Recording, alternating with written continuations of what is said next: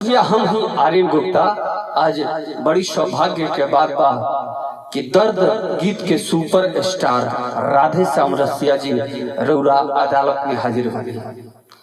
दर्द गीत जब राधे श्याम रसिया के आवाज में बाजेला तो सारा लोग के कान ओंग खड़ा हो जाला जैसे खरगोश के कान खड़ा होला। दर्द गीत के बादशाह राधे श्याम रसिया जी से आज हम एगो दर्द गीत के तैयारी कर रहल बानी। काल संडे के गाना रिकॉर्ड हुई, लेकिन आज एगो मुखड़ा हमने के रिकॉर्ड करे जाते हैं जा रिहर्सल। अगर ये गीत रउरा अच्छा लगी तो हमने के गीत के रिकॉर्ड करें जा, अगर अच्छा ना लगी तो रउरा कमेंट बॉक्स में जरूर बताएं ये गीत हमने के ना रिकॉर्ड करें जा। लेकिन पूरा प्रयास है कि रउरा अच्छा लागो। तो आई हम राधे श्याम भैया से पहले गीत के समझाता नहीं। भैया गाना है पीड़ा पीड़ितिया के अब न सहाता, धुन वही है। हम पीड़ा पीड़ितिया के अब न सहाता, लागे परान दूर देहिया से जाता, जान लेता तू हर तन्हाई रे पागली, चल गईले जियते मुआई। आए भैया हम राधे श्याम रसिया कोन्होमर गोपालगंज बिहार। आज कान्हा म्यूजिक में बानी हम, साथ में हमारे मित्र लोग बा मुकेश बानी, अजय जी बानी और आर्यन गुप्ता जी रिकॉर्डिंग करता नहीं। ये गाना के हम मुखड़ा रुगल के अभी सुनावतन, चूँकि ये खाली अभी सब्जी बनता या दाल बनता, ये रोल के फाइनल मिली काल जब गायब, जब नमक में डाला जाए तभी बिना नमक के एगो रोल के मुखड़ा सुनावता नहीं। हमारा उम्मीद बा आ विश्वास बा कि रोल के एकदम पसंद आई। बहुत बढ़िया ये गीत बा आ बहुत बढ़िया म्यूजिक हमार आर्यन गुप्ता जी बनौले बनी। हेलो यहाँ के ये बार रिहर्सल हमारा करा रहल बनी, तो गाना का हम रिहर्सल करता नहीं। बताइए ट्रैक हेलो हेलो पीड़ा पीड़ितिया के अपना सहारा, हेलो बस ये है।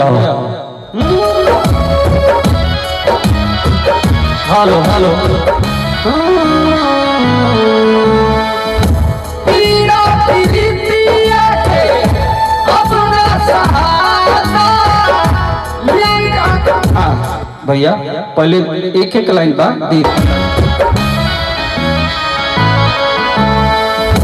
पीड़ा पीड़ितिया के अपना सहारा, लागे परान दूर देहिया से जाता, जान लेता तू हर तन्हाई रे पगली, चल गईले जिया तेरी आई रे पगली, चल गईले जिया तेरी आई।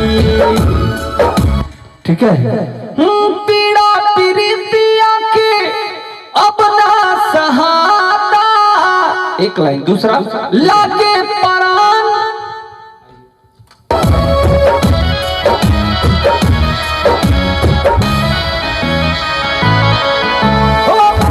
पीड़ा पीड़ितिया के अपना सहारा, लागे परान दूर दहिया से जाता, चल लेके तोहर तन्हाई रे पगली,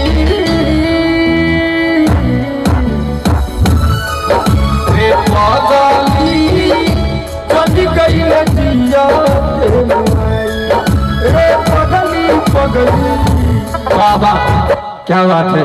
हे पगली पगली चल गईले जियाते मुआई, क्या बात है। चलिए यही खासियत है राधे श्याम रसिया में कि छोटे से जगह में बड़ा पिलर ढाल देते हैं।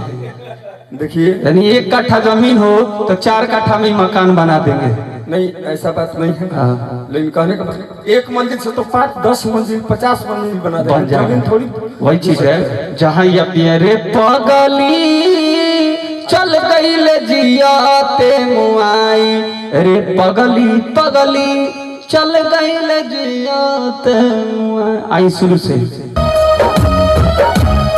ये है सुपरस्टार राधे श्याम रसिया।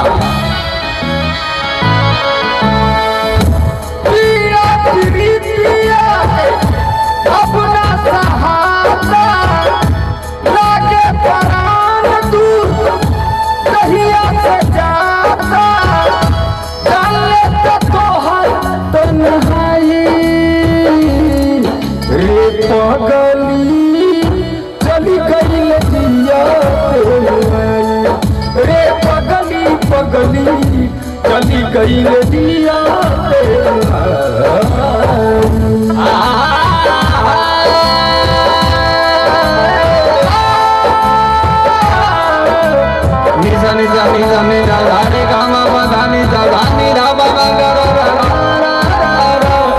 पगली चली गई जिया रे पगली चली गई जिया। फाइनल गाइए भैया, एक बार अच्छा से गाइए, ठीक है। वहां जो उतार रहे हैं वहां ध्यान रखिएगा। रे पगली चल गई जियाते, पगली को छोटा रखिएगा।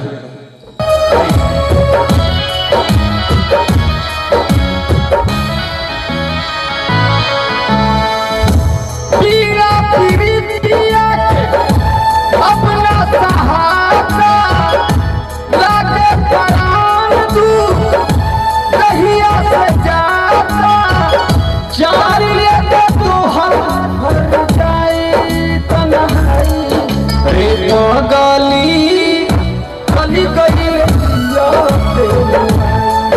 रे पगली पगली चली गई जिया। बाबा ये तो हो गया भैया। आज जो शुरू वाला एगो थोड़ा सा दीजिए तो एगो मुर्गी।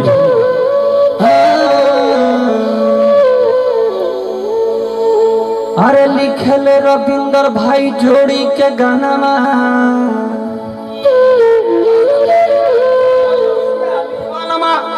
अरे खातो नहीं खन खाना रविंदर दीवाना।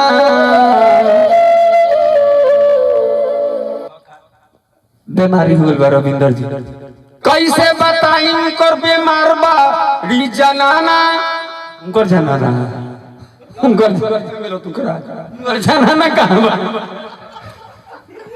उनकर जनाना कहाँ तो रौरा देख रहा बनी हमरा बड़ भैया राधे श्याम रसिया जी के ये आवाज रहल है। तो ये गाना के हमने के काल संडे के फ्री टाइम में रिकॉर्डिंग कर जाई। गाना उम्मीद करते हैं भैया के आवाज में बहुत सुंदर उतरी। तो थोड़ा सा रुपा वेट करी, सोमवार के गाना हम रिलीज करें एकदम लाइव वीडियो के साथ है राधे श्याम भैया के आवाज में। तब तक रुपा इंतजार करें। नमस्कार, धन्यवाद।